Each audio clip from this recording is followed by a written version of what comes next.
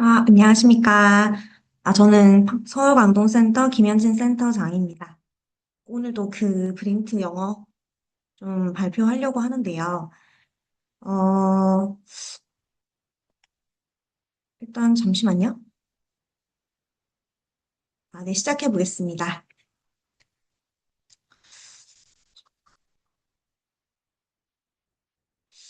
일단 시작하기에 앞서서 그 뉴로 피드백 훈련이 좀 저희 학습에 좀 어떻게 좀 도움이 되는지를 좀 다시 한번 좀 말씀드리고 좀 시작하려고 하는데요.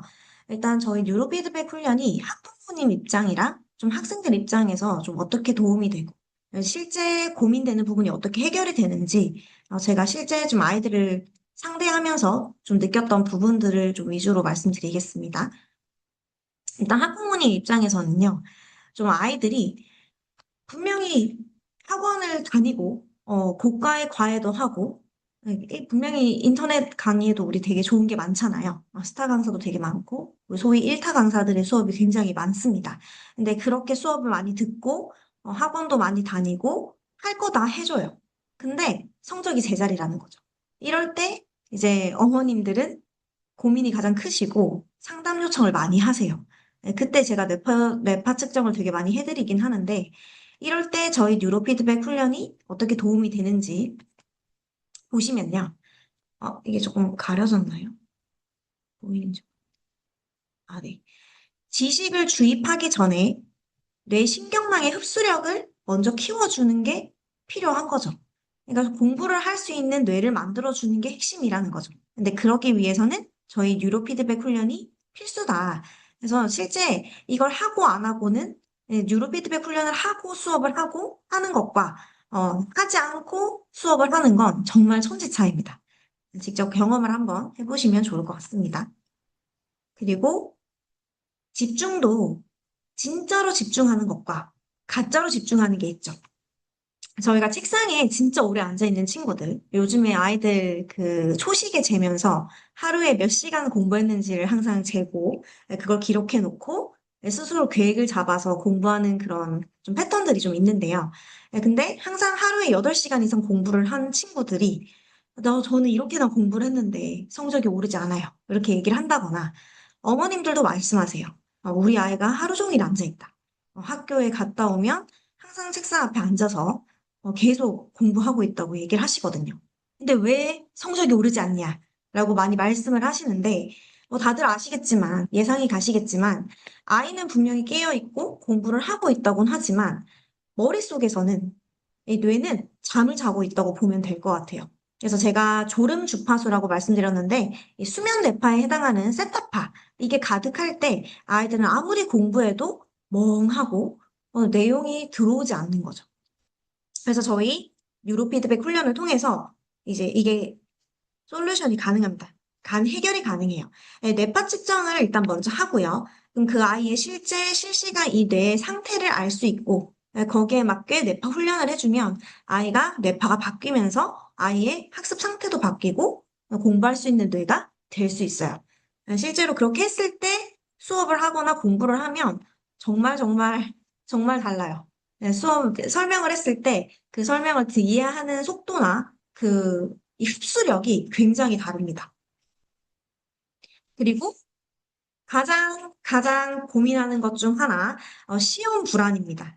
평소 실력을 발휘하지 못했어요. 실전에서 역량을 발휘하지 못했어요. 진짜 많이 말씀을 하시잖아요. 그래서 시험이 너무 긴장이 되고 스트레스가 되는 환경이다 보니 아이가 평소에 갖고 있는 그 실력을 반의 반도 발휘하지 못한다. 이런 말을 되게 많이 하시는데요.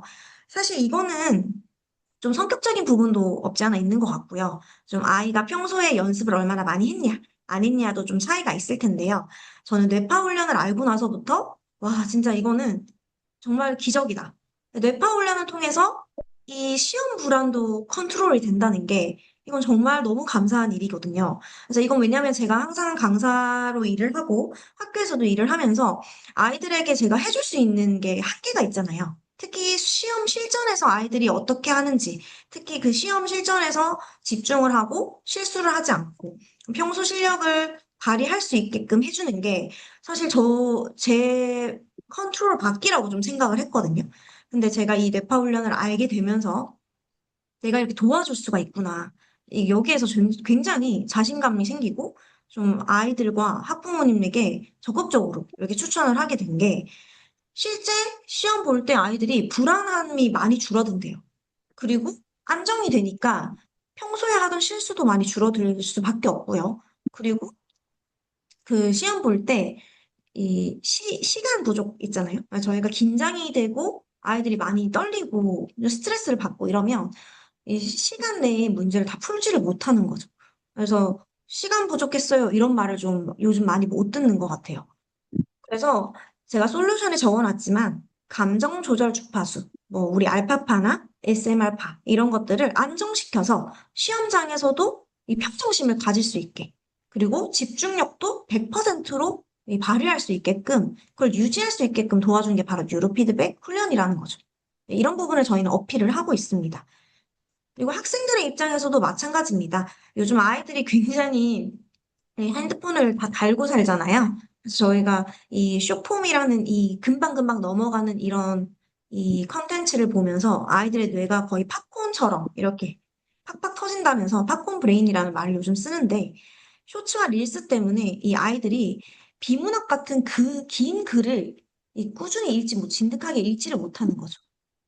거기에 대해서도 저희는 뇌파 훈련이 굉장히 도움이 됩니다. 능동적으로 뇌파 훈련을 해서 아이들이 스스로 생각을 하고 좀 오랫동안 집중할 수 있게 좀 신경망을 활성화시켜 주는 거거든요. 그리고 게임처럼 재미있게 되어 있는 게 좀 아이들에게 굉장히 유익하다고 볼 수 있을 것 같아요. 이제 억지로 아이들이 단어를 외우고 뭐 문제집을 풀고 뭐 지루하고 이런 학습 방식에서 좀 아이들이 아무래도 학습에 이 동기부여가 되지 않잖아요. 근데 저희 뇌파 훈련이 집중할 때만 또 캐릭터나 이 앞에 이 화면이 움직이면서 이 뇌파 게임을 통해서 아이들이 좀 더 동기 유발도 되고 자발적이고 빠른 두뇌 회전이 유도된다라는 거죠. 그리고 수면도 극대화를 시켜서, 그러니까 수면을 어떻게 보면 충분히 숙면을 취할 수 있게 해주고 피로를 해결해 주는데요. 아이들이 자도 자도 진짜 피곤해 하고요. 그리고 솔직히 제가 아이들을 그 대하면서 가장 또 고민했던 것 중 하나가 좀 잠인데요.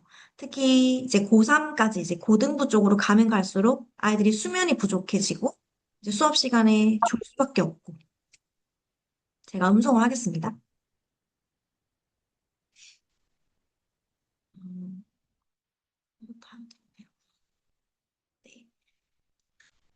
네. 좀 졸릴 수밖에 없는데, 그럴 때 이제 제가 또 도와줄 수 있는 게 많이 없었죠. 항상 뭐 제 썰을 푼다거나, 뭐 재미있는 얘기를 어떻게든 해주면서 잠을 깨게 한다거나. 근데 그렇게 해도 그뿐이거든요. 그때만 잠을 깨고 다시 공부를 시작하면 또 졸기 마련이에요. 근데 저희 뉴로피드백 훈련으로 이 델타파, 그러니까 깊은 잠을 유도하는 이 델타파를 키워주면 당연히 아이들이 수면 시간에 충분히 잠을 자고 낮이나 아침에 졸 이유가 없는 거죠. 그래서 진짜 자야 할 때 자고 공부해야 할 때 공부하게끔 도와주는 게 저희 뉴로피드백 훈련이다. 그래서 오늘은 지난 시간에 이어서 좀 무관한 문장 찾기 유형으로 좀 어떻게 좀 적용을 할 수 있는지를 좀 말씀드리려고 하는데요. 일단 지난 시간에도 말씀드렸지만 저희 그 수능 영어는요. 그 한 지문 안에 주제가 하나밖에 없다라는 걸 꼭 명심을 해야 됩니다. 그래서 주제가 하나이기 때문에 아무리 문장이 길고 아무리 문장의 개수가 많더라도 그 똑같은 주제를 그냥 같은 말을 되풀이하는 거거든요. 그래서 어떻게든 저희는 그 주제를 파악하는 게 핵심이고, 그럼 무관한 문장 찾는다는 건 뭐냐? 이 틀린 문장을 찾는다는 게 아니라 이 글의 중심 내용, 이 주제에서 벗어난 맥락에 맞지 않는 문장을 찾는 게 핵심이거든요. 그럼 당연히 이 지문 속에 있는 주제를 찾는 게 핵심이겠죠. 그래서 오늘도 기출 문제를 좀 가져왔는데, 수능 기출도 있고요. 6월 모의평가도 있습니다. 참고해 주시고, 일단 24학년도 수능 기출에서 좀 난이도가 좀 낮은 부분이라 생각하고 가져왔어요. 그래서 이 지문을 읽고 무관한 문장 1, 2, 3, 4, 5번 중에 이 관련이 없는 문장을 고르는 게 이 출제자의 의도거든요. 이 무관한 문장을 찾을 때는 항상 1번 앞에 있는 문장, 여기를 파악해야 돼요. 이 첫 번째 나오는 이 문장의 내용이 어떤 내용인지 이해를 해야 뒤에 1번에서 5번까지 그 내용이 이 주제와 맥락이 연결되냐, 맥락이 맞지 않냐 파악하며 읽으며 답을 골라야 되거든요. 그래서 지금 보면 첫 번째 문장을 파악하는 게 중요합니다. 여기 speaking fast랑 뒤에 over the speed limit 이게 좀 같은 패러프레이징이 되면서 결국에 말을 빨리 하는 게 위험을 좀 가져다 주는 행동이다라는 게 지금 사실 첫 번째 문장의 핵심이거든요. 그럼 1번에서 5번까지의 내용들도 이 중심 내용에 벗어나면 안 되는 거죠. 왜? 한 지문은 주제가 하나여야 되기 때문에. 그럼 뒤에도 한번 가보시면 제가 첫 문장이 너무 빨리 말하는 것은 위험 부담이 크다라고 정리했어요. 자, 그러면 이제 그걸 명심한 다음에 그걸 기억한 채로 뒤에 보기를 읽기 시작하는 거예요. 자, 1번은 우리는 우리의 정신이 항상 최고의 효율로 좋은 결정을 내릴 만큼 충분히 뛰어나다고 생각하고 싶어 하지만 실제로는 그렇지 않다. 자, 이걸 읽고, 그럼 너무 빨리 말하는 게 좋다는 건가? 위험하다는 건가? 이걸 판단하실 수 있어야 돼요. 네, 뇌는 빠르게 처리하지 않고 빨리 말하는 게 위험하다라는 맥락과 일치합니다. 2번도 마찬가지예요. 실제로 뇌는 말할 수 있는 네다섯 가지 선택지의 교차로에 도달하면 그 선택지들을 고려하면서 몇 초 동안 멈춰서 있게 된다. 이건 어때요? 이것도 너무 빨리 말하는 게 좋다는 건지 위험하다는 건지 어느 쪽에 더 해당을 할까요? 네, 맞아요. 뇌는 생각 시간이 필요하대요. 그러니까 너무 빨리 말하면 문제가 발생할 수 있다라는 거랑 일치하는 거죠. 3번도 볼게요. 이어서 좋은 결정을 내리는 것은 당신이 더 빠르게 말하도록 도와주는데, 왜냐하면 그것이 당신에게 응답을 생각해낼 때 더 많은 시간을 제공하기 때문이다. 이건 어떨까요? 빠르게 말하는 것이 도움이 된다는 맥락입니다. 그럼 여기서 일단 이 풀다가 잉? 해야 돼요. 원래는 충돌이 생겨야 됩니다. 그래서 뭐야 앞에랑 내용이 다르네. 근데 여기서 또 바로 3번을 선택하면 안 돼요. 왜? 뒤에도 반전이 있을 수 있거든요. 그래서 4번과 5번도 역시나 3번과 맥락이 같이 한다면 다시 접근을 해야 되기 때문에 4번을 계속 이어서 읽습니다. 뇌가 더 이상 입에 방향 지시를 보내지 않고 입은 멈추기에는 너무 빠르게 움직이고 있을 때 너무 빠르게 움직이고 그러니까 이 입이 멈추기에 너무 빨리 움직이고 있다는 뜻이 빨리 말한다는 뜻이죠. 바로 그 순간 말의 충돌 사고, 즉 군더더기 표현이 발생한다. 이게 바로 1, 2번과 같이 빠르게 말하는 게 부작용이 생긴다라는 거고요. 5번은 이 부작용에 대한 예시를 표현하고 있습니다. 그래서 1, 2, 4, 5번은 다 빨리 말하는 게 위험 부담이 크다라는 첫 번째 문장과 일치하는 반면에 3번은 반대의 내용을 얘기하고 있는 거죠. 그래서 저희는 정답을 3번으로 체크를 할 수 있어요. 비교적 이 문제는 좀 쉽게 답을 찾을 수 있는데요. 일단 저희가 첫 번째 문장에서 이미 방향이 정해졌어요. 왜? 주제가 정해졌고 중심 내용이 정해졌기 때문에 거기에 맞게끔 1번에서 5번을 풀면 되는 거거든요. 이 글의 핵심 흐름은 너무 빨리 말하면 위험하대요. 뇌의 처리 속도보다 입이 빨라지면 그래서 이 군더더기 표현, 필러가 발생하는구나 라는 게 이 글의 흐름입니다. 그래서 모든 문장이 당연히 이 주장과 같아야 한 문단이 되는 거죠. 왜냐면 한 문단에는 주제도 한 문단이어야 되기 때문에 그렇습니다. 자, 그래서 학생들이 이 문제를 풀 때 실제 과정입니다. 1번을 읽고 중심 문장과 같은 방향이네. 또 1번을 읽어요. 이것도 같은 말이네. 또 3번도 읽습니다. 이때 충돌이 발생해요. 좀 다르네. 다른 맥락이네. 이렇게 하고 아이들이 읽어야 된다는 거죠. 이렇게 되지 않으면 뇌파 훈련해야 돼요. 뉴로피드백 훈련으로 다시 독해력을 키워야 되는 게 저희의 목표고요. 이때 필요한 뇌 기능은 1번 작업 기억, 그리고 전두엽의 기능, 그리고 주의력인데요. 당연히 작업 기억은 우리 앞 문장을 읽지 않아야 뒤에 문장까지도 내용을 이어가면서 흐름을 이해하고 파악할 수 있겠죠. 그리고 전두엽에서도 계속 비교하면서 읽게끔 합니다. 아, 이게 1번, 이게 중심 내용과 1, 2, 3, 4, 5번이 같은 방향인가? 계속 비교하면서 읽어야만 맥락이 이어져요. 그리고 주의력, 제가 적어놨는데, 핵심 흐름을 계속 따라가야 된다는 거죠. 그렇지 않으면 이게 무관한 문장이 나오더라도 모른 채로 그냥 넘어가요. 저희가 엠팩 훈련 계속 말씀을 드리는데요. 엠팩 훈련 직접 해보신 분들도 많으시겠지만, 이게 모양도 있고 글자도 있고 숫자도 있는데, 이게 여러 가지가 순차적으로 나오는데, 지금 현재 보이는 이 글자 또는 모양에서 몇 번째 이전과 일치하냐, 일치하지 않냐를 보고 OX를 판단하는 기억력 훈련입니다.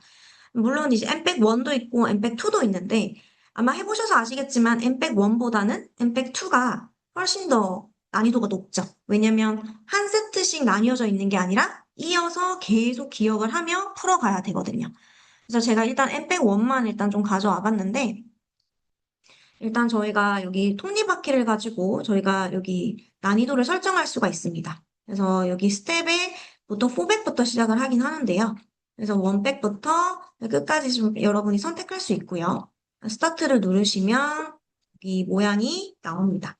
이제 모양을 보여주는 이 인터벌도 여러분이 1초, 2초, 3초로 선택을 하실 수가 있어요.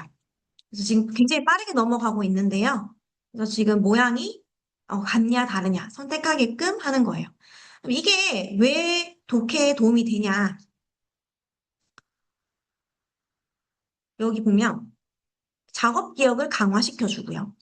그리고 논리를 유지하게끔 도와줘요. 왜? 앞에 내용을 기억을 해야 뒤에 내용도 다 연결이 되니까요.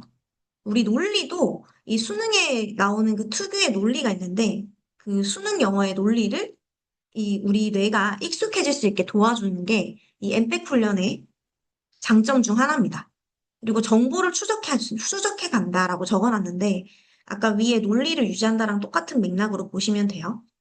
그래서 첫 문장의 주장을 덜 읽게 만들고요. 당연히 이 흐름을 끝까지 유지할 수 있게 해주고요. 그리고 문장 간에 비교하면서 이 답을 찾아가는 과정을 가능하게 해줍니다. 그리고 D2 훈련도 우리 두 가지가 있잖아요. 첫 번째 선택적 주의력을 키워주는 훈련인데요. 저희가 화살표가 있는 방향에 D에 점 두 개가 있느냐 없느냐 OX로 판단합니다. 역시나 톱니바퀴로 난이도 설정할 수 있고요. 여기 보시면 화살표 있는 방향에 A, B, C, D라는 알파벳에 점 두 개가 있죠? 그러면 O를 선택하시면 돼요. 그래서 이거를 얼마나 빨리 캐치해서 선택을 하느냐, 이게 훈련입니다. 그래서 이 훈련을 열심히 하게 되면 선택적인 주의력이 많이 길러지고요. 그리고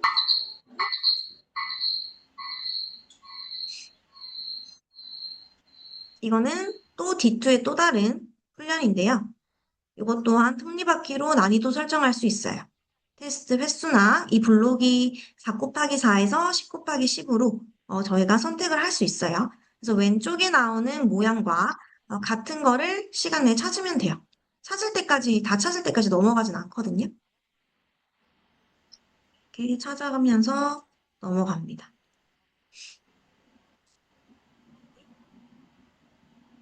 그리고 중간에 이렇게도 더 늘려서 난이도를 높여서 하실 수도 있어요. 제가 더 늘렸는지 모르겠네요. 이렇게 해서 난이도를 설정해서 해갈 수 있습니다. 그러면 그러면 잠시만요.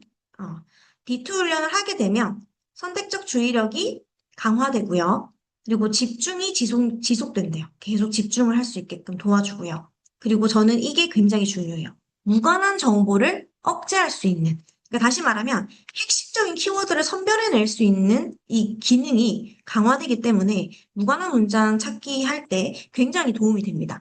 그래서 독해를 할 때도 핵심의 흐름이 유지가 되고 당연히 불필요한 정보가 제거되겠죠. 그리고 능력이 향상된다? 여기선 독해력이 향상된다고 보시면 돼요. 다 같은 맥락으로 사실 장점을 적어 놓은 거긴 한데요. 조금 더 분류해서 말씀드리면, 아까 엠백은 기억력 훈련이고, 이 D2는 주의력 훈련이기 때문에 조금 다르다고 보시면 돼요. 근데 둘 다 독해에서 빠질래야 빠질 수 없는 훈련이다. 그리고 이 메모박스도 저는 굉장히 수업 시간에 많이 활용을 하는데요. 이것도 한번 보실게요. 이것도 역시 톱니바퀴로 난이도 설정하실 수가 있는데요. 여기 보면 레벨 1부터 쭉 있는데 레벨별로 박스의 개수가 다르고 공의 개수가 다르고 공의 색깔이 다릅니다. 그래서 처음에는 당연히 박스 하나에 공 하나, 아니, 색깔 하나죠. 이렇게 해서 빨간 공이 최종적으로 몇 개가 남아있는지를 기억해 놓고 고르는 문제예요. 근데 조금 더 난이도를 설정을 해보면, 이거 설정을 좀 해보면 이렇게 공을 한 박스에 공 3개를 기억하게끔 합니다.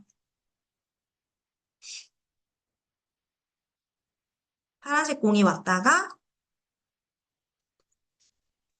네, 노란색 공도 있고요. 이렇게 최종적으로 기억을 했다가 답을 고르게끔 해요. 당연히 이 훈련을 그럼 계속 하게 되면 내가 빨간색, 파란색, 노란색을 다 기억해야 되잖아요. 그래서, 그리고 나갔는지 들어왔는지도 다 기억을 해야 되기 때문에, 앞에 있는 이 맥락, 문맥을 계속 끝까지 유지해서 기억할 수 있는 훈련이 가능하다고 합니다. 그리고 이게 레벨을 조금 더 높이면요. 박스가 2개가 나오기도 하고, 3개가 나오기도 하고, 4개가 나오기도 하거든요. 네, 저는 조금 소개를 할 때 아이들에게 이 박스 하나가 문단 1개라고 생각을 하면 된다라고 얘기를 해주는데요. 이제 문단 1개에서 공 색깔 3개를 찾는 거랑 그리고 문단 4개에서 박스 4개에서 공 3개를 다 찾는 거랑 이게 점점점 난이도가 높아질수록 내가 이 긴 글을 문맥을 유지하며 읽을 수 있는 힘이 길러지는 거거든요. 그래서 메모 박스가 굉장히 독해력을 높이는데 상당히 유용합니다. 그래서 순차적으로 기억할 수 있게 해준다. 이게 말 그대로 문맥을 유지한다랑 똑같은 거예요. 그리고 정보를 배열할 수 있는 능력이 생긴다. 저희가 독해를 하지만 뇌 속에서는 정보를 배열하며 읽어야 문장과 문장 간의 연계성이 파악이 되지, 정보를 배열하지 않고 읽게 되면 문장과 문장이 연결이 되지 않고 처음부터 끝까지 다 읽고 난 뒤에 결국엔 이게 무슨 내용인지 하나도 이해가 안 돼요. 그럼 다시 처음부터 다시 읽게 되는 거죠. 그러면 당연히 한 문제에 들어가는 시간이 늘어날 수 있고 그럼 시간 내에 모든 문제를 다 풀 수가 없겠죠. 그래서 시간 부족으로 시험을 못 본다, 시험을 못 봤다라는 친구들의 대부분의 이제 공통된 이 문제가 이런 부분이라고 좀 보시면 될 것 같아요. 한 번에 핵심이 파악이 되지 않는 거죠. 그래서 여러 번 계속 읽게 되고 시간만 잡아먹는다. 그래서 메모 박스를 하게 되면 아무래도 문장의 흐름을 오래 기억하고 전체 논리 구조를 좀 안정적으로 유지하게 된다라는 효과가 있습니다. 그래서 진짜 해보면 아이들이 독해력이 많이 늘어나는 게 느껴져요. 예, 느껴집니다. 두 번째, 저희, 그, 25학년도 6월 모평으로 좀 가져와 봤는데요. 이것도 역시나 아무래도 아까랑 좀 차이가 나죠. 앞에, 1번 앞에 문장이 2줄이었다면, 이번에는 4줄이나 되거든요, 지금. 이미, 이게 지금 문장의 길이부터가 좀 달라요. 그리고 1번 앞에 있는 문장의 내용을 파악하는 게 핵심이고, 아까도 말씀드렸지만, 그 중심 내용과 1번에서 5번까지의 내용이 일치하느냐, 비교하면서 계속 읽어야 답이 찾아집니다. 읽다가 보면, 의미가 충돌하는 부분이 생기거든요. 그래서 첫 문장이, 새 노래 학습은 반복 연습하며 완성해 간다라고 했어요. 1번에서 5번까지 비교하면서 한번 읽어보겠습니다. 1번 보시면요. 어린 새가 기억한 노래를 처음 따라하려는 시도는 대체로 성공적이지 않다. 이건 일단 일반적인 내용이죠. 기억한 노래고, 이게 아직 미숙하대요.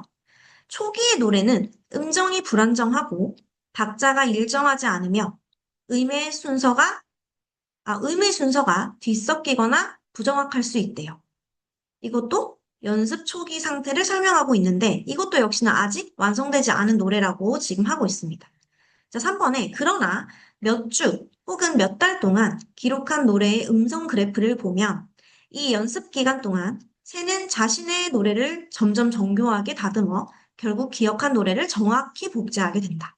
라고 하면서 이 새가 반복적으로 연습을 해서 수정해 가고 완성한다라는 내용이 나와요. 이거 어때요? 첫 번째 문장이랑 맥락이 일치하겠죠. 그리고 3번이 나오기 위해서는 1번, 2번이 반드시 나와야 되겠죠. 그래서 1, 2, 3번은 맥락을 같이 한다라고 보시면 될 것 같아요. 그리고 4번, 새소리 연구에서 등장한 중요한 개념은 노래 학습이 선호와 한계에 의해 형성된다는 점이다. 어떠세요?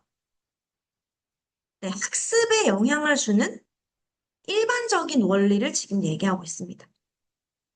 예, 그냥 일반적인 원리.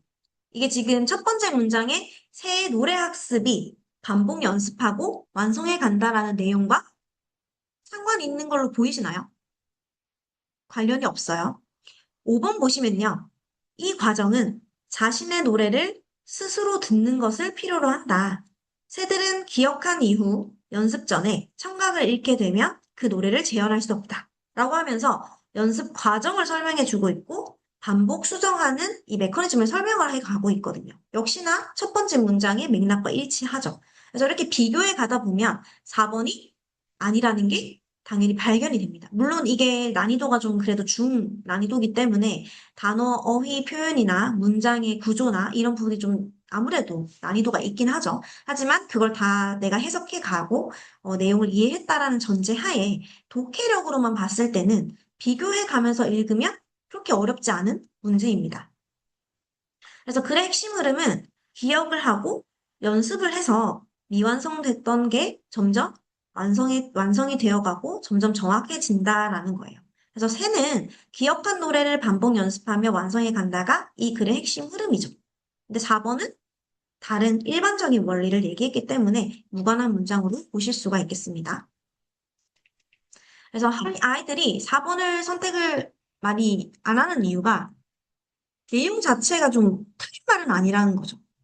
그리고 뭔가 새 노래랑 관련이 있긴 하다는 거죠.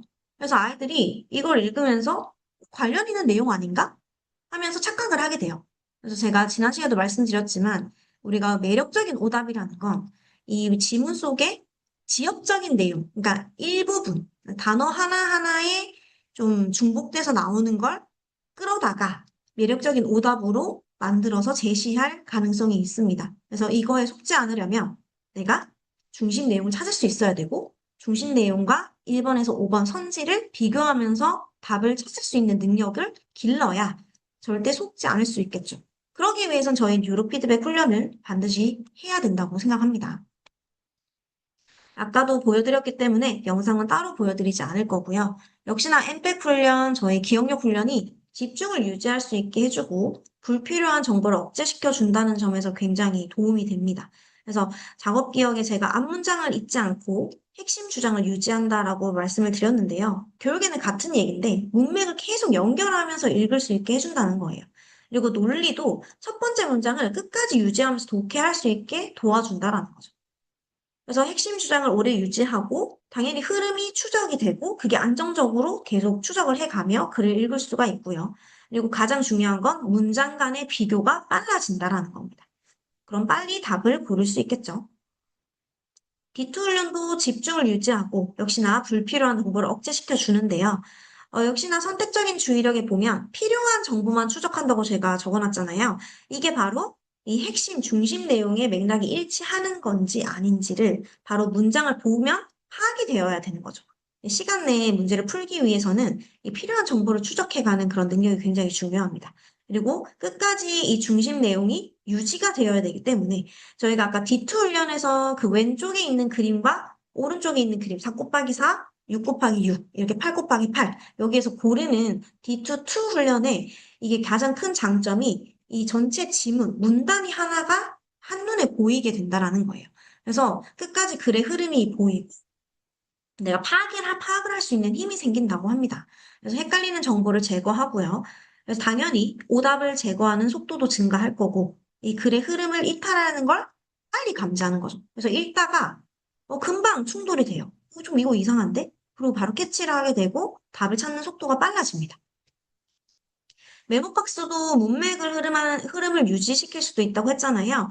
당연히 계속 같은 얘기입니다. 영어 독해 효과에 보시면 글 구조가 머릿속에 남아있을 수밖에 없어요. 왜? 뇌가 이미 습관화가 되어 있거든요. 앞의 내용을 기억을 하고 뒤의 내용을 기억할 수 있게끔 뇌가 훈련이 되어 있고 그 훈련이 습관화되어 있기 때문에 우리 뇌가 스스로 이 영어 지문을 보는 순간 그렇게 기능이 되어 버립니다. 그렇기 때문에 글의 구조가 머릿속에 남아있고 논리 흐름이 유지가 되는 거죠. 아주 쉽게요. 아이들이 그걸 자기들도 얘기를 해요. 되게 빨리빨리 메모를 하고 제가 독해를 할 때 아이들이 이 옆에 메모를 글의 흐름 구조를 좀 이렇게 메모하면서 풀게끔 하거든요. 근데 그 속도가 굉장히 많이 빨라지고 이제 점점 익숙해지는 친구들은 아예 메모를 하지도 않고 글을 읽기 시작하기도 해요. 그리고 난이도 상자리는 아무래도 또 1번 앞에 문장 보시면 진짜 읽기 싫게 생겼죠. 이렇게 세 줄로 나와 있습니다. 일단 보시면 두 문장이긴 하고요. 이것도 역시나 1번 앞에 있는 문장의 내용을 파악을 먼저 하셔야 중심 내용을 파악한 뒤에 1번에서 5번에 이 맥락이 같냐 안 같냐를 비교하면서 읽어가시면 답을 고르는데 굉장히 수월하실 거예요. 그래서 첫 번째 문장은 이제 그래서 첫 번째 문장이라기보다는 1번 앞의 문장입니다. 그래서 20세기의 스포츠 관광은 자동차 발전에 영향을 받았다라는 게 이 중심 내용이에요. 이게 지금 역시나 1번에서 5번까지가 맥락이 유지가 되냐 안 되냐를 저희는 파악하며 읽어야 돼요. 1번을 보시면요. 자동차는 스포츠와 관광 발전 전반에 중요한 영향을 주었고 스포츠 관광에도 큰 영향을 미쳤대요. 괜찮죠? 자동차 영향을 설명을 하고 있고 스포츠의 건강에 연결하고 있습니다. 2번 보시면요. 자동차는 19세기 말 발명되었지만 미국에서는 1920년대에 대중적 교통수단이 되었고 영국에서는 그보다 조금 늦었다. 라고 하면서요. 자동차의 보급 과정을 설명하고 이 교통 발전의 흐름을 유지하고 있습니다. 그리고 3번 보시면요. 자동차는 편리성과 유연성뿐 아니라 대중교통이 닿지 않는 지역까지 접근이 가능하게 하고 짐과 장비 운반도 쉽게 해준대요. 어때요? 자동차의 장점을 얘기하고 있고 이게 스포츠 관광에 유리한 이유를 설명하고 있는 거예요. 아이고, 4번 보세요. 관광 성장과 함께 합리적인 가격의 양질 숙박시설이 확대되었고 이는 지역 음식점 성장도 촉진했다. 어떠세요? 이 여기서 자동차 얘기가 일단 없을 뿐더러요. 관광이 성장하면서 숙박시설이 확대됐고 음식점이 성장했다라는 얘기를 지금 하고 있는데요. 숙박과 음식점 얘기는 이 첫 문장에 나오는 얘기와 맥락이 어떤가요? 좀 동떨어진 얘기를 지금 하고 있죠. 5번. 그 결과 자동차는 특히 사람과 장비를 먼 지역으로 운반해야 하는 스포츠 관광 발전에 매우 중요했다. 이건 바로 5번은 아예 첫 번째 문장을 다른 말로 패러프레이징 해주고 있다라고 보면 되겠습니다. 당연히 정답은 4번이 되는데요. 여기 보면 이것도 이렇게 한국어를 보면 조금 더 답을 찾기가 쉽잖아요. 근데 영어로 봤을 때는 이게 난이도 상인 만큼 아무래도 좀 어휘도 어렵고 좀 아이들이 빨리 캐치하기 좀 어렵게 매력적인 오답으로 좀 출제를 하긴 했었어요. 하지만 저희 뉴로 피드백 훈련을 통해서 이 중심 내용을 파악하고 그 중심 내용의 맥락을 유지하며 읽어 나가고 그리고 중심 내용과 1번에서 5번을 비교해 가면서 읽는 연습이 익숙해지고 그리고 우리의 뇌가 습관화가 되면 이 과정 역시 별로 어렵지가 않은 거예요. 그래서 난이도 높은 것도 쉽게 쉽게 풀 수 있는 상태가 됩니다. 그래서 지금 이걸 보면 글의 흐름은 교통이 발전하고 그리고 자동차가 보급되고 그리고 스포츠 관광이 성장한다라는 게 이 글의 흐름이거든요. 근데 오답선지는요. 아까 4번 말씀드리는 거예요. 관광이 성장을 하고 그래서 숙박이 증가됐고 식당이 증가됐다라는 흐름인 거죠. 완전 맥락이 다르거든요. 근데 이게 우리 뇌가 이 글의 흐름, 이게 중심 내용 자체를 파악하지 못하고, 예를 들면, 그리고 이 문맥이 유지되는 이 기능이 떨어지게 되면요. 이 두 가지가 왜 다른지가 파악이 안 되는 거예요. 이렇게 정리가 되어 있는 건 당연히 쉬운데요. 글로 문장으로 봤을 때는 이게 이 흐름이 논리가 머릿속에 그려지지 않는 거예요. 그래서 답을 찾기가 어렵게 느껴진다고 보시면 되겠습니다. 그래서 역시나 엠백 훈련을 가지고요. 첫 번째 문장을 계속 유지하면서 읽을 수 있게 해준다는 거예요. 그래서 자동차의 중심 흐름을 놓칠 수가 있는데요. 그거를 막아주는 게 바로 우리 작업 기억이에요. 그리고 매력적인 오답 단어만 보고 속을 수 있거든요. 아까 4번에 관광 성장이 그 숙박 시설을 또 강화시켜주고 또 우리 되게 아까 뭐죠? 음식점 얘기도 했었잖아요. 근데 거기서 관광 산업을 투어리즘이라는 단어를 쓰면서 아이들이 헷갈리게끔 4번도 투어리즘 얘기하고 있네? 라고 하면서 답을 찾지 못하게끔 만드는 게 매력적인 오답이라는 거예요. 근데 우리 엠백 훈련을 계속하고 뇌가 습관화가 되면 거기에서 벗어날 수 있고 거기에 빠질 수가 없다, 속을 수가 없다. 그리고 핵심 주장을 당연히 오래 유지를 하고, 그리고 문장간 비교가 빨라진다는 게 아까도 계속 말씀드리지만 엠백 훈련의 가장 큰 장점이에요. 그리고 D2 훈련도 마찬가지입니다. 무관한 정보를 계속 억제할 수 있어서 핵심 흐름만 보면서 추적해가고 글을 읽을 수가 있고요. 그럼 당연히 독해력의 속도도 빨라지고, 그리고 핵심 흐름도 유지를 할 거고, 당연히 불필요한 정보를 제거하면서 읽겠죠. 당연히 독해력이 늘어날 수밖에 없습니다. 답도 빨리 찾을 수 있고, 빠르고 정확한 답을 고를 수 있다. 메모 박스도 마찬가지예요. 문맥을 계속 유지하면서 읽게 해주는 훈련이라고 말씀드렸잖아요. 그래서 순차적으로 내용을 기억하는 거예요. 아, 교통을 얘기했었지? 그리고 자동차를 얘기했으니까, 아, 이게 스포츠 관광에도 영향을 줬구나, 라는 게 글의 흐름이 그려지는 거예요.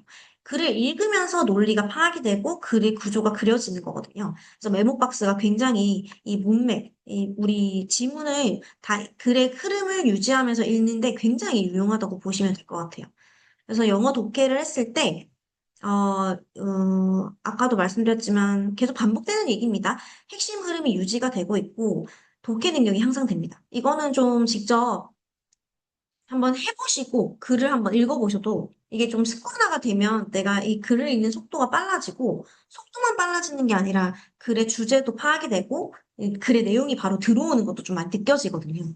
그래서 저는 가르치는 입장이다 보니 가르치면서 느껴지는 게 있지만 아이들의 얘기를 들어봐도 아이들이 문제 푸는 속도가 빨라졌다 하고 저는 영어를 이렇게 위해서 하지만 국어 성적도 많이 오르고요. 그리고 다른 과목도 당연히 글을 읽는 건 당연한 얘기잖아요. 그래서 글을 읽는 속도나 그 출제자의 의도를 파악할 수 있는 이 장점, 이것도 되게 많이 도움을 받고 있다고 하니까요. 뉴로 피드백 훈련을 많이 활용해서 학습에 활용을 많이 한번 해보시면 좋을 것 같습니다. 그래서 저는 오늘 여기까지 할 거고요. 그래서 다음에도 제가 혹시 기회가 된다면 다른 문제 유형으로 아마 좀 발표를 할 것 같아요. 그래서 그때 다시 뵙겠습니다. 네, 감사합니다. 오늘 제가 좀 혀를 다쳐서 약간 발음이 좀 부정확했는데 네, 양해 부탁드리고요. 들어주셔서 감사합니다. 감사합니다.